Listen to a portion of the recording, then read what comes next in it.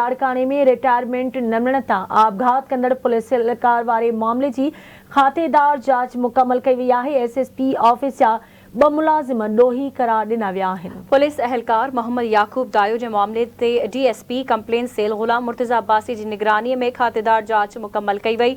SSP office जो sheet Clark ऐं pension branch जो मुलाजिम ॾोही करार ॾिना विया आहिनि। रिपोर्ट डीआईजी हवाले कई वई आहे। इलाहाबाद थाणे ते मुक़रर पुलिस एहलकार मोहम्मद याकूब दायो जे आपघात वारो वाक़ियो इंतिहाई अफ़सोसनाक आहे। एसएसपी लाड़काने जो इहो चवणु आहे।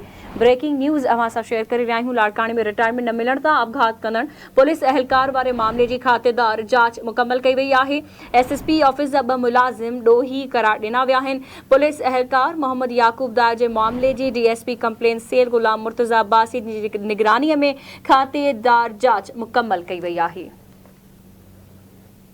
ब्रेकिंग न्यूज़ अवां सां शेयर कयूं पिया। लाड़काने में रिटायरमेंट न मिलण तां आपघात कंदड़ पुलिस एहलकार वारे मामले जी खातेदार जांच मुकम्मल कई वई आहे। एसएसपी ऑफिस जा 2 मुलाजिम ॾोही करार ॾिना विया आहिनि। पुलिस एहलकार मोहम्मद याकूब दायो जे मामले जी डीएसपी कंप्लेन सेल गुलाम मुर्तजा अब्बासी जी निगरानी में खातेदार जांच मुकम्मल कई वई आहे। एसएसपी ऑफिस जो शीट क्लार्क ऐं पेंशन ब्रांच जो मुलाजिम ॾोही करार ॾिनो वियो आहे, जॾहिं त रिपोर्ट डीआईजी हवाले कई वई आहे। एसएसपी लाड़काने जो चवणु आहे त इलाहाबाद थाणे ते मुक़रर पुलिस एहलकार मोहम्मद याकूब दायो जे आपघात वारो वाक़ियो इंतिहाई अफ़सोसनाक आहे।